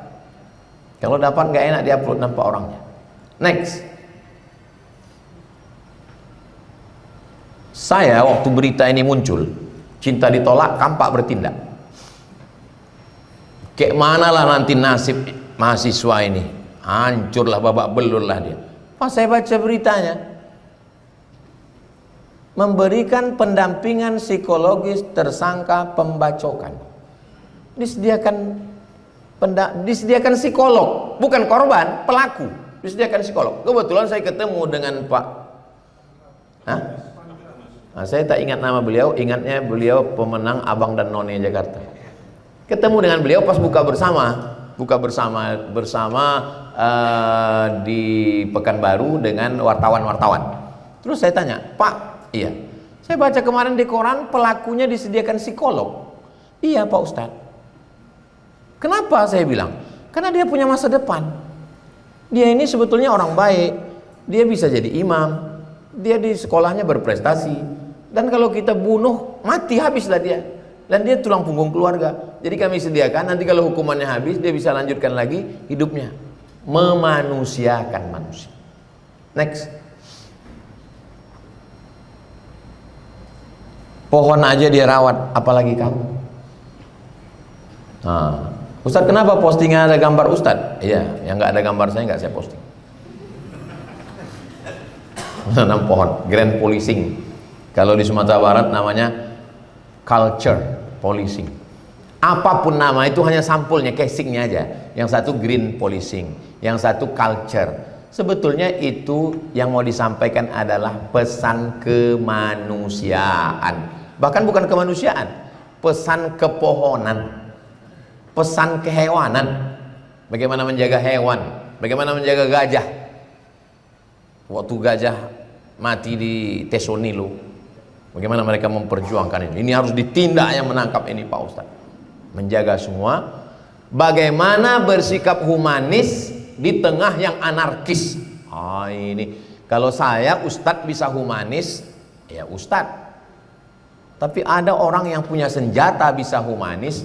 Nah, itu diperlukan kematangan, kedewasaan emosional yang sudah dilatih. Oke, next. Standar orang baik itu apa? Manusia. Standar orang baik.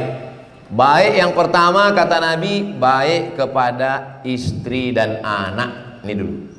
Banyak orang di kantor baik, sama kawannya baik, tapi sama istri sama anak nggak baik.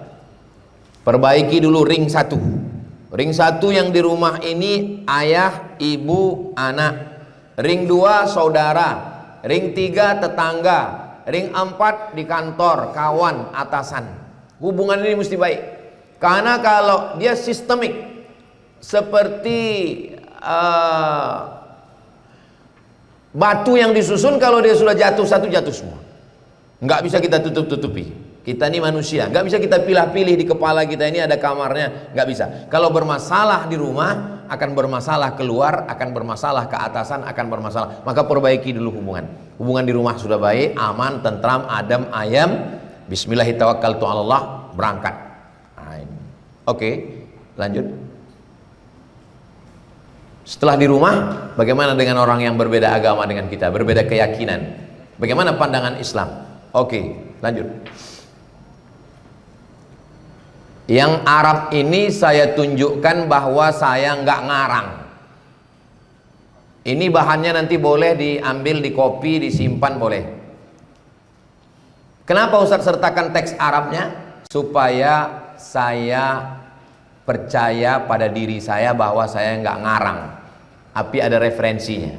Isinya apa? Isinya penunjuk jalan waktu Nabi hijrah itu adalah non muslim. Waktu pindah dari kota Makkah ke kota Madinah itu ada guide-nya itu non muslim, tidak Islam. Itu dalil boleh bekerja sama. Karena nanti bapak-bapak akan ditempatkan di Nusa Tenggara Timur, di Sulawesi Utara, di Papua, di Sumatera Utara. Bingung bagaimana ini bekerja sama. Nabi bekerja sama waktu hijrah, padahal banyak orang Islam yang tahu jalan. Nabi sedang ingin mengajarkan bahwa boleh bekerja sama dalam hal kepentingan agama, bahkan padahal kepentingan agama, kepentingan apalagi kalau kepentingan negara. Oke, lanjut. Ada sahabat Nabi namanya Asma bertemu dengan ibunya tidak Islam. Dia nanya, boleh saya ketemu dengan ibu saya ya Rasulullah? Sambung silaturahim dengan ibu. Boleh saya memberikan sesuatu kepadanya? Berikan kepadanya. Itu dalil boleh memberikan hadiah. Jadi nanti kalau ditempatkan di suatu daerah, memberikan cenderamata, memberikan bantuan, memberikan pertolongan. Jangan mau membantu orang, ada orang mau tenggelam, tanya, apa agamamu? Aku nggak Islam, biarkan tenggelam. Nabi SAW, inilah dalil boleh memberikan daging kurban kepada non muslim. Nah, tahu bapak nanti di Kapolsek, di Kapolres menyembelih kurban. Nah, bagaimana ini ada tetangga kawan kita yang non muslim, boleh memberikan daging kurban karena Nabi memberikan keringanan kepada Asma untuk memberikan hadiah kepada ibunya. Oke, next. Nabi menerima hadiah dari Muqawqis Raja Mesir. Yang diterima Nabi itu madu, kain, tunggangan lebih besar dari keledai, lebih kecil dari kuda, dan juga pembantu diberikan kepada Nabi, diterima oleh Nabi SAW. Ini dalil boleh menerima dari non muslim. Oke, next. Nabi menghadiri undangan. Waktu undangan Nabi hadir, Nabi datang. Bagi orang yang terbiasa, kebetulan saya sampai tahun 95 di Medan.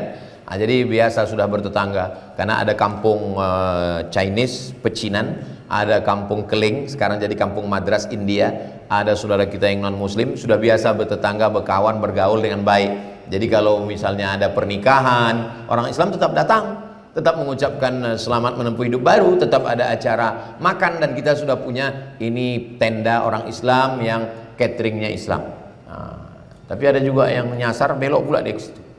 Kita panggil, salah kau bro di sini. Enggak, aku ngambil kuahnya aja sedikit. Oke, lanjut. Saat Nabi wafat, baju besinya hilang. Mana baju besi Nabi? Ternyata baju besi Nabi tergadai di tangan seorang Yahudi. Hanya meminjam 30 sok, lebih kurang 90 kg gandum. Banyak sahabat Nabi orang kaya. Kenapa Nabi minjam kepada orang Yahudi? Nabi mau menunjukkan ada hubungan sosial, beda agama. Terus yang menulis kamus mencari hadis dalam 9 kitab induk, Sahih Bukhari, Sahih Muslim, Sunan Abi Daud, Sunan Nasai, Sunan Ibnu Majah, Sunan Tirmidzi, Musnad Ahmad bin Hanbal, Musnad Ad-Darimi, Muwatta Malik. 9 kitab itu yang membuat kamusnya namanya Aren Jan Wensing, tidak Islam, dari Belanda. Lanjut. Ini pimpinan Al-Azhar Mesir.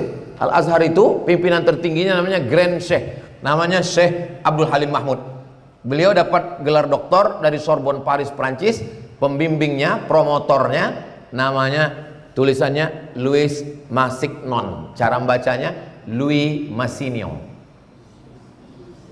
karena tulisan Prancis lain tulisan, lain bacaan. Tulisannya bonjour, cara bacanya bonjour, bonsoir, comment tu t'appelles, je ne parle pas français. Saya pun bisanya itu aja. Oke, next. Spiritual. Orang barat itu nggak percaya sama Tuhan. Save our soul. Nggak ada mereka mengatakan save our body, selamatkan badan kami. Nggak, mereka mengatakan save our soul, selamatkan jiwa kan. Sebelum Islam datang ke Indonesia, nenek moyang kita sudah tahu bahwa ada spirit. Dari lagu kebangsaan Indonesia, bangunlah jiwanya bangunlah badannya, jiwanya dulu dibangun, baru badannya. 3 yang mempengaruhi integritas: pengetahuan, ritual, efek terhadap perilaku. Jangan hanya berilmu pengetahuan, tapi nggak ritual. Sholat menurut istilah sholat, menurut etimologi sholat, menurut terminologi macam-macam sholat sunat, sholat wajib, sholat. Pernah sholat? Enggak. Jangan hanya mabuk ritual, tapi nggak ada pengetahuan. Ini kenapa jalan ini macet, kenapa begini, mana polantasnya? Sedang sholat duha Pak Ustaz. Mengurus orang banyak wajib, sholatnya sunat. Meninggalkan yang wajib gara-gara yang sunat, nggak ada pahalanya. Sholat dulu di rumah, baru urus. Efek terhadap perilaku: sholatnya banyak, zikirnya banyak, hajinya banyak, tapi perilaku nggak berubah. 3 trilogi ini mesti: pengetahuan, ritual, efek terhadap perilaku. Next. 2 menit lagi. Fase perjalanan hidup: merangkak, berlari, sarjana. Ini setelah lulus dari sekolah tinggi ilmu kepolisian, wisuda. Habis itu bawa tas, itu duit semua isinya. Habis itu mulai sakit pinggang. Habis itu innalillahi wa inna ilaihi raji'un. Inilah menurut semua orang hidup itu begini, tapi menurut Islam bukan begini. Next. Terlalu singkat kalau dari merangkak sampai sakit pinggang tadi. Dalam Islam lebih panjang.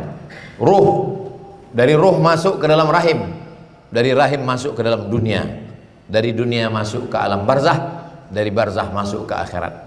2 sudah kita lewati dan kita nggak ingat. 2 yang akan kita datangi dan kita belum tahu. Kita sedang berada di posisi tengah dunia, mapping kita sekarang. Next. Yang paling pasti dalam hidup: calon Kapolres belum tentu jadi, calon Kapolsek belum tentu jadi, tapi ini nggak pakai calon, pasti jadi. Tapi saya nggak mau juga, makanya ini di akhir saya buat. Saya nggak mau juga habis ini pas ditanya, gimana mahasiswa angkatan 83, bagaimana visi misi polisi ke depan? Kita mau mati Pak. Dan begitu. Kita ini semangat karena bekal untuk setelah mati. Jangan gara-gara ini malah nggak semangat. Oke, next. Alam akhirat. Akhirat lebih baik daripada kekal dan lebih kekal. Surat Al-A'la, walal akhiratu khairul laka minal ula wal akhiratu khairu wa abqa. Lanjut. Habis. Lahir, mati. Antara lahir ke mati beramal. Singkat tapi sangat beresiko. Singkat tapi sangat beresiko. Lahirnya diazankan, matinya disolatkan. Jadi kalau begitu hidup ini berapa lama? Dari azan ke iqamat. Tertulis di dinding masjid, antara azan dan iqamat 5 menit, kecuali hujan. Langsung iqamat. Maghrib, di beberapa tempat khawatir nanti qobliyahnya panjang, habis waktu, merah di barat habis, langsung. Begitu singkat. Ustadz, kemarin kami lihat di Kelantan, ya. Habis dari Kelantan pergi ke pulau perhentian di Terengganu, ya. Terus hari ini di Jakarta, iya. Ini nanti malam ke Gorontalo, iya. Habis itu terus ke Kota Mubagu, iya. Habis itu nanti pergi lagi ke Papua Barat, iya. Terus Ustaz istirahatnya kapan? Istirahatnya nanti di surga bersama kamu, Besti. Enggak ada kata istirahat. Yang ada cuman istirahat di tempat, gerak. Ar-rahah fil jannah, istirahat di surga. Itu yang dapat saya sampaikan. Di mana-mana saya ceramah itu cuma 60 menit, kecuali di sekolah tinggi ilmu kepolisian. Berlebih. Sebagaimana disampaikan ke saya, Ustadz sampai jam 11, 90 menit sampaikan materi. Nanti sampai 11.30 Ustadz akan menjawab beberapa pertanyaan. Yang bisa saya jawab, yang nggak bisa nanti saya bawa pulang, kami jawab di rumah. Videonya akan kami upload, ditampilkan di channel Ustadz Abdul Somad Official. Jangan kemana-mana, kita lanjutkan setelah yang satu ini. Assalamualaikum warahmatullahi wabarakatuh. Izin memperkenalkan diri Ustaz, nama Yohan Pratama Bandar. Sebelumnya, sebelum saya sekolah di PT IKA Ustaz, saya berdinas di Polda Banten. Di Polres Cilegon saya sebagai penyidik di Reskrim. Ini cerita Ustaz. Waktu saya menjadi penyidik, ada ibu-ibu dengan menggunakan pakaian gamis, dia datang ke saya karena memang ada permasalahan. Di situ dia mengasih uang sogokan. Sempat saya heran, Ustaz, ibu ini berpakaian agamis, tapi kok dia menyodorkan sogokan. Saya bertanya, ibu nggak takut dosa? Oh, ada di video TikTok aja Ustaz menghalalkan kok namanya sogokan. Saya buka TikTok, Ustaz. Iya. Saya ketik di situ ceramah Ustaz yang menghalalkan menyogok. Muncul videonya Ustaz Munijin. Nanti saya share juga di grup angkatan video Ustaz itu. Jadi di video Ustaz itu Ustaz membagi sogok menyogok itu ada halal ada haram. Yang saya bahas ini yang halal. Di situ Ustaz memberikan contoh dalam penerimaan guru. Jadi dalam contohnya itu calon guru ini dia sudah masuk, persyaratannya sudah masuk, IPK-nya masuk, masa dinasnya 5 tahun pun masuk, dan juga kriterianya sudah masuk. Namun dia harus membayar 50 juta agar dia lulus menjadi seorang guru. Ya. Dan kata Ustadz itu diperbolehkan karena dia mengambil haknya dia. Kalau dia tidak mengambil haknya dia, maka hak itu akan diambil oleh orang lain. Jadi secara tidak langsung Ustaz, ini bukan pertanyaan, ini klarifikasi Ustaz. Jadi ingin saya klarifikasi, berarti boleh untuk menyogok untuk mengambil haknya kami. Mohon pencerahannya Ustaz. Demikian, wassalamualaikum warahmatullahi wabarakatuh. Waalaikumsalam warahmatullahi wabarakatuh. Bapak Yovan Pratama pernah tugas di Banten menghadapi dua yang bertolak belakang secara baju agamis religius yang tidak mungkin menyogok tapi melakukan perbuatan riswah yang dalam hadis disebut ar-rashi wal murtashi finnar, yang menyogok dan yang menerima sogok masuk neraka. Jadi begini, misalnya cincin saya ini hilang, lalu kemudian datang satu orang bilang, ini cincin Ustadz Somad. Iya, cincin saya, balikkan ke saya. Saya bilang, itu cincin saya, tolong balikkan ke saya. Terus dia bilang, wani piro, bayar dulu, kata dia. Maka saya bayar karena saya mengambil hak saya. Yang saya sampaikan ini adalah bukan pendapat saya, dari beberapa pendapat yang saya rangkum, tapi saya tak mau menyebut nama orang-orangnya karena nanti saya dituduh melibatkan orang lain. Mengambil hak dia, IPK-nya 4, pengalaman mengajarnya sudah cukup. Datang oknum-oknum yang memperjualbelikan ini. Makanya kalau menonton itu yang full, semestinya orang ini diadukan ke PGRI, diadukan ke Komnas HAM, diadukan ke Polres Polda bahwa dia sudah melakukan kecurangan. Tapi seandainya di dalam lingkungan itu sudah menjadi lingkaran setan, dan kalau orang ini tidak mengambil haknya, maka tidak masuklah orang yang mau berjuang ini ke dalam, maka dia mesti mengambil hak itu. Kalau tidak, dia akan kalah terus. Dalam konteks orang Islam yang mau berjuang.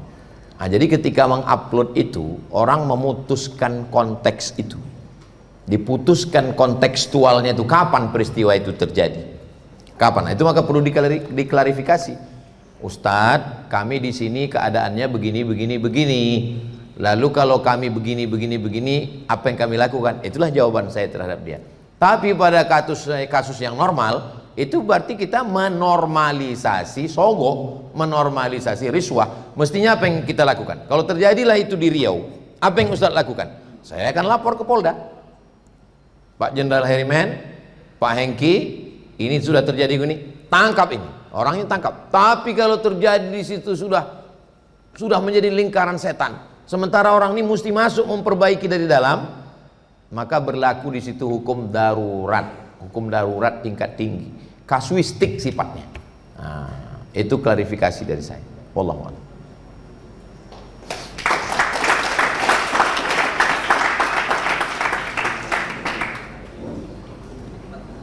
Bisa dilanjutkan lagi dengan pertanyaan selanjutnya, silakan.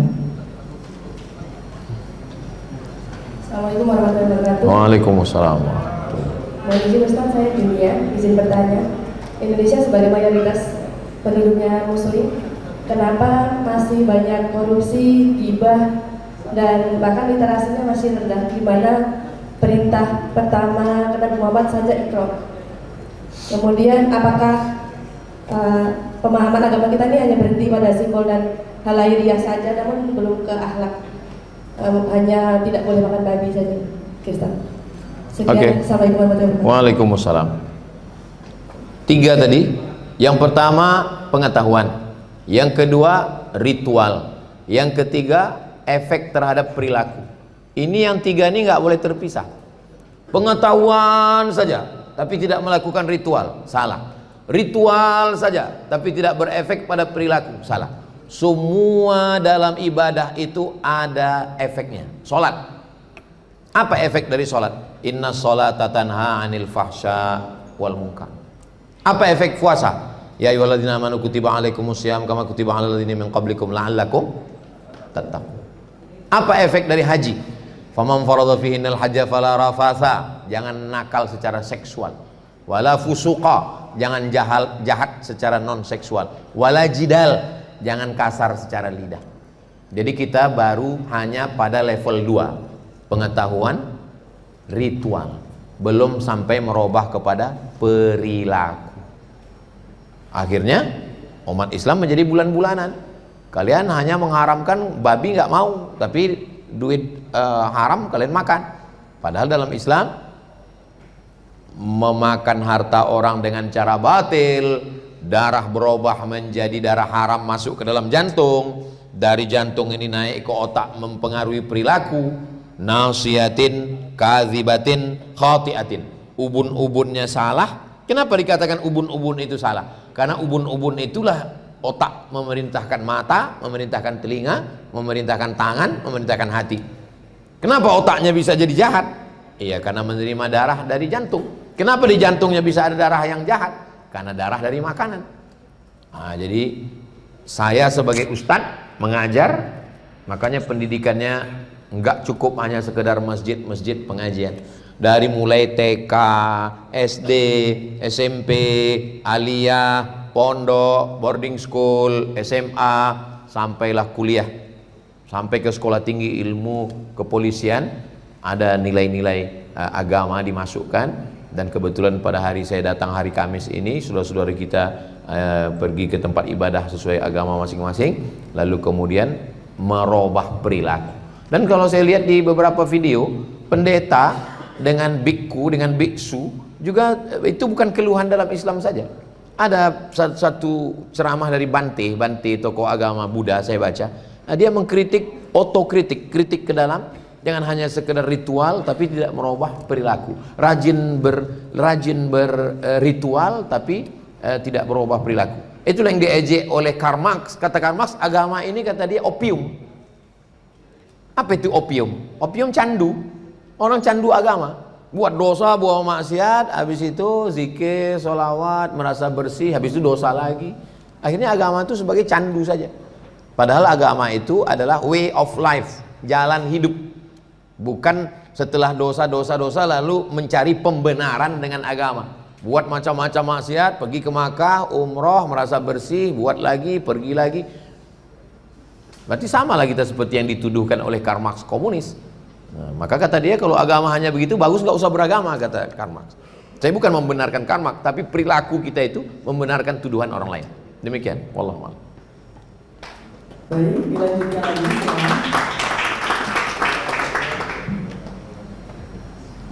Bismillahirrahmanirrahim. Assalamualaikum warahmatullahi wabarakatuh. Waalaikumsalam warahmatullahi wabarakatuh. Pertama, saya mengucapkan terima kasih kepada Ustaz Abdul Somad sudah datang untuk memberikan kuliah umum kepada kita mahasiswa PTK STK Alhamdulillah. Yang ingin saya tanyakan, Ustaz, izin bertanya. Rasulullah SAW bersabda, "Kullukum ra'i wa kullukum mas'ul an ra'iyatihi," yang artinya Setiap kalian adalah pemimpin dan setiap kalian akan diminta pertanggungjawabannya atas yang dipimpinnya. Hadis riwayat Bukhari dan Muslim. Izin bertanya Ustaz, dalam penegakan hukum, terkadang seorang anggota polisi menghadapi kondisi ketika tersangka melakukan pelanggaran karena faktor kemiskinan, kebutuhan hidup, atau keterpaksaan ekonomi. Di satu sisi, hukum harus ditegakkan secara adil. Namun di sisi lain, ada rasa kemanusiaan dan empati terhadap kondisi pelaku. Allah SWT juga berfirman, Innallaha ya'muru bil 'adli wal ihsan. Sesungguhnya Allah menyuruh berlaku adil dan berbuat kebajikan. Menurut pandangan Ustaz, dalam situasi seperti itu, mana yang harus lebih diutamakan oleh aparat penegak hukum? Ketegasan terhadap hukum yang berlaku atau rasa kasihan terhadap kondisi tersangka? Dan bagaimana cara menempatkan keadilan serta kemanusiaan secara seimbang dalam profesi kepolisian? Ini mungkin Ustaz juga ada jawaban, mungkin berapa persen dari ketegasan terhadap hukum dan berapa persen yang berlaku atau rasa kasihan tersebut, Ustaz? Mungkin Ustaz, yang selanjutnya satu lagi Ustaz.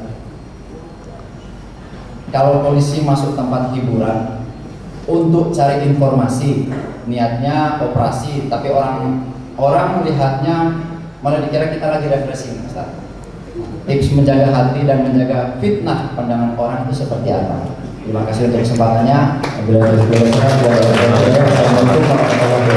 Waalaikumsalam warahmatullahi wabarakatuh. Dua pertanyaan. Dulu ada film judulnya Street Justice.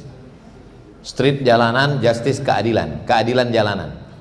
Jadi hakim dia putuskan perkaranya di pengadilan itu, menang kriminal, pelaku kriminal itu dimenangkan di situ karena pengacaranya kuat. Kamu menang, tapi malam-malam dia kerjain. Saya nggak mau alumni perguruan tinggi ilmu kepolisian menjadi street justice. Ada seorang laki-laki berkulit hitam membunuh di Amerika.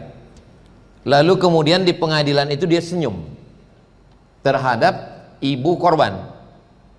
Senyum dan dia katakan, saya akan bebas dari pengadilan ini. Kenapa? Karena belum cukup umur. Dan secara hukum dia waktu itu sudah jamin menang. Hakim saat itu juga menjatuhkan keputusan mengatakan, kamu penjara seumur hidup. Ada videonya. Kalau belum dapat nanti saya share.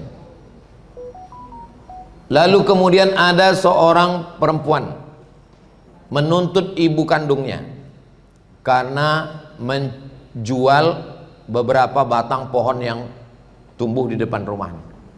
Saat itu hakim juga bersikap bagaimana dalam pandangan Islam. Ada seorang datang bertemu Umar bin Khattab. Kata dia begini, Umar bin Khattab, ya ini pembantu saya ini mencuri.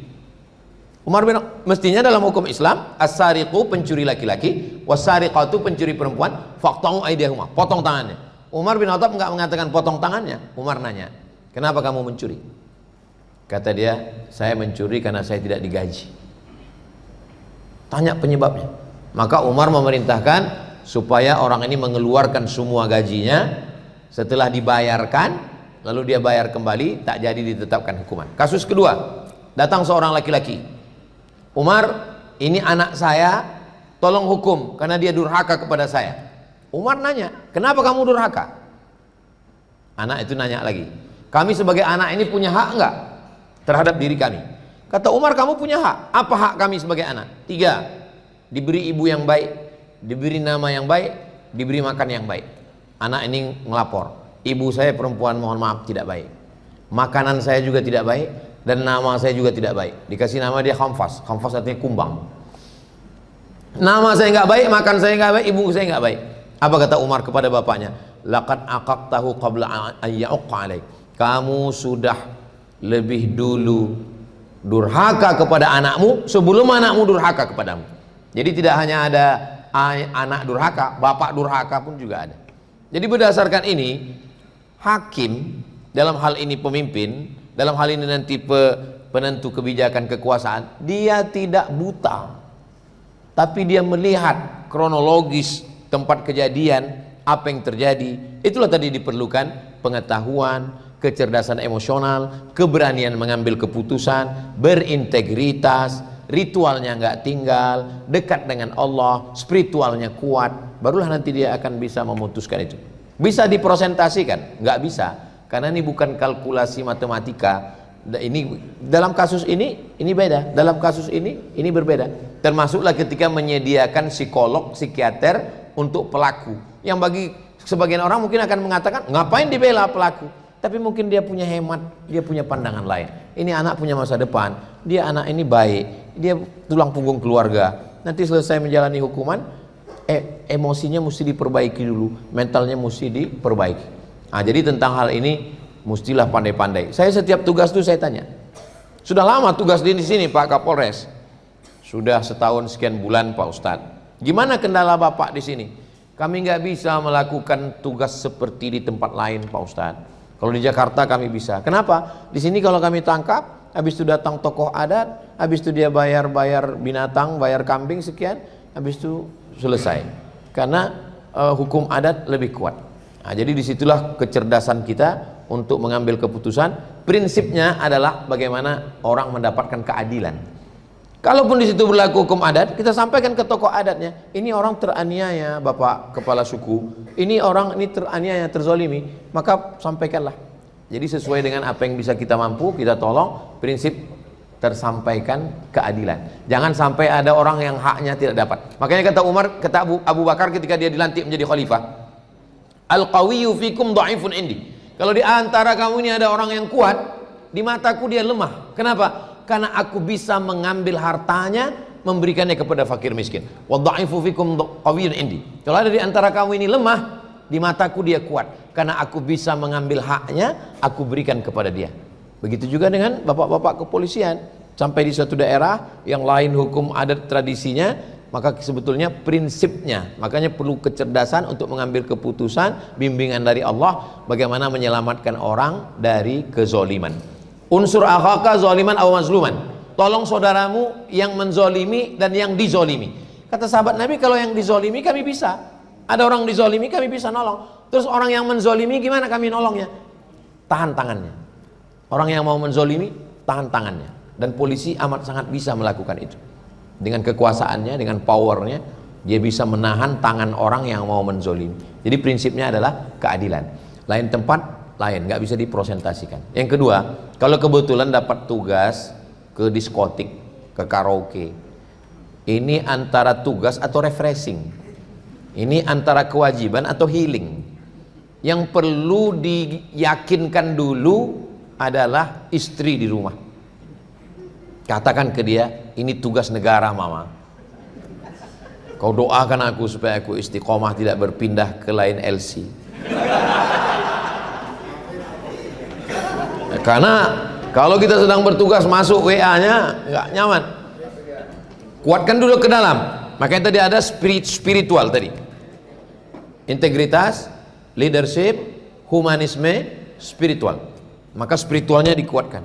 Ya Allah, saya sebelum berangkat sholat sunat, aku mau menyampaikan ayat-ayatmu, hadis-hadismu, bukakan pintu saudara-saudaraku yang mendengar supaya dia bisa menjadi lebih baik, berikan hidayah. Jangan jadikan aku merasa angkuh dan sombong, aku hanya sebagai wasilah. Maka begitu juga dengan tugas bapak-bapak sampai ini. Bahwa kita manusia, iya. Orang sekolah itu mau nyari ilmu atau mau nyari ijazah. Orang menikah itu betul-betul cinta atau karena wajahnya. Maka Islam itu rasional. Ketika mau menikah kata Nabi, lihatlah wajahnya. Nggak boleh dalam Islam orang mau menikah nggak ngelihat wajahnya. Tengok wajahnya. Kenapa? Karena dikhawatirkan setelah pernikahan itu nanti dia akan berubah pikiran. Tengok telapak tangannya, supaya kau siap menerima dia. Kalau tangannya kasar berarti dia budak hamba saya. Tengok wajahnya. Boleh jadi waktu nengok dari jauh, alhamdulillah, pas dekat innalillah. Jadi ketika bertugas itu sebagai manusia, sebagai laki-laki, pasti ada. Maka disitulah kita menguatkan diri bahwa saya sedang bertugas, saya sedang mencari informasi, saya sedang menjadi tugas intelijen, bahwa saya mencari segala macam. Habis itu baru kita buatkan laporannya, bahwa ada di dalam hati kita menikmati, Yang tahu itu hanya kita dengan Allah SWT. Kita jaga, maka sholat itu menjaga kita insya Allah. Demikian, Wallahu a'lam bishawab. Baik, kami haturkan dulu sebelum ke mahasiswa. Mungkin dari staf STIK, apakah ada yang ingin bertanya? Untuk itu kami haturkan. Apakah ada dari staf PTIK mungkin? Apabila belum ada, baik silakan kepada mahasiswa Krishna Bani. Assalamualaikum warahmatullahi wabarakatuh. Waalaikumsalam warahmatullahi wabarakatuh. Mohon izin Ustaz, perkenalkan saya AKP Krishna, mahasiswa PTIK Prodi Admin Pol 1. Pertanyaan saya sederhana Ustaz. Jadi bagaimana pandangan Ustaz apabila kita ingin memutuskan silaturahmi dengan seseorang Ustaz? Karena atas dasar apa Ustaz? Misalnya orang tersebut toksik gitu Ustaz. Nah ini maksudnya kan saya hanya minta pandangan Ustaz gitu, kira-kira seperti apa. Yang kedua Ustaz, sebelum gini Ustaz, saya dapat diajarkan anak saya Ustaz, karena saya sekolahkan dia di TK Islam. Jadi latah do walakol jannah, janganlah kamu marah maka bagimu surga. Nah jadi pertanyaan saya, dalam tugas kepolisian kayaknya agak sulit ya Ustaz kalau nggak marah, apalagi kecerdasan emosional kita kan juga relatif kan, mungkin di usia sekarang mungkin masih Ustaz. Pertanyaan saya, bagaimana tanggapan Ustaz lagi? Terima kasih. Wassalamualaikum warahmatullahi wabarakatuh. Waalaikumsalam warahmatullahi wabarakatuh. Jawaban untuk yang pertama, kalimat singkatnya, genting tapi tak putus. Ibarat karet yang ditarik, genting boleh, tapi putus jangan. Nggak boleh putus silaturahim. Hanya sekedar say hello. Kalau ketemu, apa kabar? Sehat? Oke. Langsung, jangan lama-lama, karena kalau lama nanti minjam duit. Kita biasanya detektor kita udah membaca, ini gelagatnya udah kelihatan nih. Langsung cabut, gitu. Kenapa nggak boleh memutuskan tali silaturahim? Dunia terasa sempit. Jangan kelahi sama tetangga, dunia sempit. Jangan kelahi sama pasangan, rumah sempit. La yadkhulul jannah qati'un, nggak masuk surga orang yang memutus tali silaturahim. Ini mau Idul Adha, say hello, assalamualaikum, selamat Idul Adha, mohon maaf lahir dan batin, taqabbalallahu minna wa minkum sholihal amal. Pas ketemu, halo, assalamualaikum, salam presisi, semangat, sehat selalu. Begitu dia udah mulai, bisa nggak ser langsung, karena ser ini ujungnya 100 ini. Jadi tagline-nya genting tapi tak putus. Genting boleh, putus jangan. Yang kedua, la taghdab. La jangan, taghdab marah. La taghdab jangan marah. Walakal jannah, maka kau dapat surga. Apakah Nabi Muhammad nggak pernah marah? Pamannya namanya paman Nabi Hamzah bin Abdul Muthalib, hidungnya digunting, telinganya dipotong, jantungnya dibelah, digigit. Nabi nggak balas. Datang yang membunuh itu, yang gunting hidung Hamzah itu, namanya Wahsy. Datang Wahsy itu menghadap ke Nabi. Nabi nanya, anta Wahsy? Kamu Wahsy? Iya. Qatalta Hamzah? Kau yang sudah membunuh pamanku Hamzah? Iya. Nabi hanya mendoakan dia supaya dia istiqomah masuk Islam. Nabi nggak balas. Nabi nggak marah.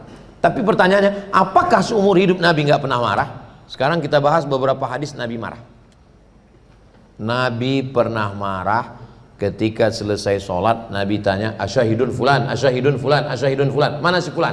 Kenapa nggak sholat berjamaah? Nabi marah. Kenapa waktu itu sahabat nggak ngomong, la taghdab walakal jannah? Jangan marah ya Rasulullah. Oh, ngamuk Nabi. Mohon maaf kalau saya jadi imam. Saya seumur umur kalau jadi imam, habis sholat saya miring ke kanan, mengambil hadis versi 1. Karena miring ke kanan supaya jamaah dapat berkah sebelah kanan. Tapi versi 2, Nabi kalau habis sholat tuh ngadap ke jamaah. Sekarang banyak juga imam saya lihat kalau ngadap ke jamaah dia nunduk. Itu namanya imam grogi. Nabi dulu kalau dia ngadap ke jamaah itu dia bukan nunduk. Nabi nanya, marah. Kenapa si anu nggak datang berjamaah? Kenapa? Kenapa Ustaz nggak melakukan hadis versi 2 ini? Karena saya nggak punya kekuasaan. Yang bisa melakukan ini polisi. Kalau polisi, Kapolres jadi imam, bisa dia nanya, mana Kapolsek, mana Babin Kamtipmas. Bisa. Jadi penggunaan suatu statement, kalimat, lihat kronologisnya apa, konteksnya apa yang terjadi sebelum itu. Itu konteksnya la taghdab walakal jannah, orang yang marah-marah tanpa sebab, emosi tidak terkendali. Makanya kata Nabi, kalau kamu marah sedang berdiri, duduk. Kalau kamu marah sedang duduk, berbaring. Kalau sedang marah, berwudu, karena dia kobaran api. Padamkan. Wudu juga nggak selesai, mandi. Mandi dengan air dingin itu menghilangkan marah. Apalagi kalau mandi di tengah laut. Bukan cuma marahnya hilang, kau hilang sekalian. Nah, jadi tentang marah. Kapan Nabi pernah marah? Nabi keluar, dua orang berdebat tentang masalah takdir. Masalah takdir mereka perdebatkan. Marah Nabi, merah wajahnya. Apa kata Nabi? Wa kanal insanu aktsara syai'in jadala. Memang manusia ini hobinya kelahi aja, kata Nabi. Jadi Nabi pernah marah. Kapan Nabi marah? Ketika amanah disia-siakan, Nabi marah. Apa kata Nabi? La ta'murun bil ma'ruf, ajak orang buat baik. Wa la tanhauna 'anil munkar, larang orang buat munkar. La yushikanna ya ba'athallahu 'alaikum iqaban. Dikhawatirkan nanti akan turun hukuman. Ketika hukuman turun, summa tad'unahu, lalu kamu berdoa, fala yustajabu lakum, doa kamu tidak dikabulkan. Nabi marah karena membiarkan merajalela kemungkaran. Jadi bapak-bapak polisi angkatan 83 siap marah. Islam tidak menghilangkan marah, marah pada tempatnya, menempatkan marah. Nah, makanya kalau ada orang titelnya, apa titelnya? MM, mudah marah.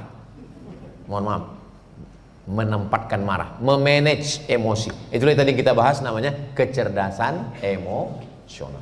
Demikian, Wallahu a'lam. Mohon izin Ustaz untuk pertanyaan, karena masih kurang 4 menit. Izinkan, apakah kami MC boleh bertanya Ustaz?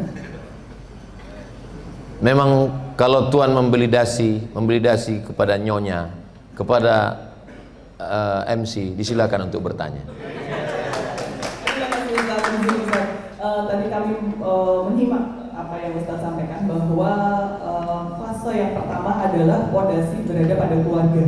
Nah, saat ini kami sedang membina di tahap fase tersebut. Nah, ada juga kajian yang kami ikuti bahwa adanya durhaka orang tua terhadap anaknya. Nah, ini masih tabu karena di dalam Indonesia sendiri biasanya jangan jadi anak yang durhaka, tapi orang tua pun juga bisa durhaka. Nah, ini Ustadz yang kami butuh pencerahan terkait durhakanya orang tua terhadap anak. Terima kasih. Anak saya punya hak terhadap saya. Kalau saya nggak kasih hak itu kepada dia, berarti saya ayah durhaka. Karena lebih dulu saya durhaka ke dia sebelum dia durhaka kepada saya. Pertama, saya mesti memberikan dia ibu yang baik. Makanya nanti adik-adik yang belum nikah ngomongnya jangan bilang, sudikah kau menemani aku? Bukan, sudikah kau menjadi ibu untuk anak-anakku? Terus dia nanya, kau duda ya?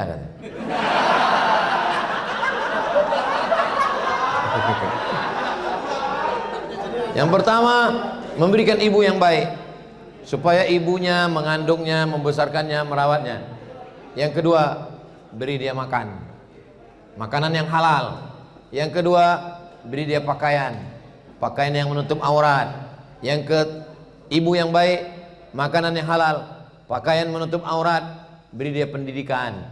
Saya hanya sanggup mendidik anak saya sampai TK, SD, taman SD, masuk pondok. Sekarang serangan terhadap pondok pesantren luar biasa. Tapi jangan gara-gara nila setitik rusak susu sebelanga. Saya nggak mau mondok anak saya Pak Ustadz. Terus kemana? Islamic boarding school. Bagus, masukkan. Banyak sekolah-sekolah yang bisa menjaga. Alhamdulillah. Yang kelima, beri dia perhatian yang baik. Beri perhatian. Kami sibuk Pak Ustadz. Yang penting quality time. Kasih waktu yang berkualitas. Nih saya pergi hari Kamis, Jumat, Sabtu, Ahad, hari Senin saya pulang. Kalau pesawatnya sore, malam kami jalan, makan di luar.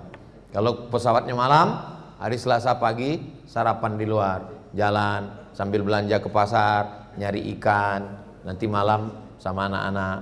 Quality time. Nah, jadi mesti kita bagi ini bersama. Jangan sampai kita menjadi orang yang durhaka. Apalagi bapak-bapak, ibu-ibu, apalagi ibu polwan, walaupun polisi, walaupun punya pistol, katakan kepada suami, Memang aku polisi, memang aku punya pistol, tapi di rumah ini kaulah imamnya. Semua ini, jangankan mobil, motor, rumah ini, nyawa aku berikan padamu sayang. Satu-satunya kesalahanku dalam hidup ini cuma satu, mencintaimu.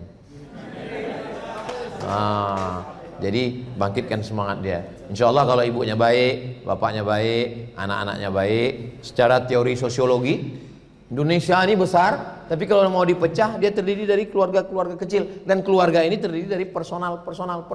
Kalau person suaminya baik, istrinya baik, anak-anaknya baik, keluarganya baik, insya Allah Indonesia menjadi baik. Demikian. Amin, amin ya rabbal alamin. Terima kasih Bapak Ustaz Abdul Somad. Untuk itu kami haturkan di sesi terakhir doa bersama untuk kita semua. Kita diberi Allah 7 kudrat, kemampuan, iradat, keinginan, ilmu, pengetahuan, hayat, kehidupan, sama, pendengaran, basar, penglihatan, kalam, ucapan. 7 diberikan Allah ke kita, tapi kita nggak berkuasa, nggak tahu apa yang terjadi nanti malam, nggak tahu terjadi besok. Makanya kita berusaha, berikhtiar. Ini memang ditakdirkan Allah untuk saya ini. Jeruk ini takdirkan Allah untuk saya.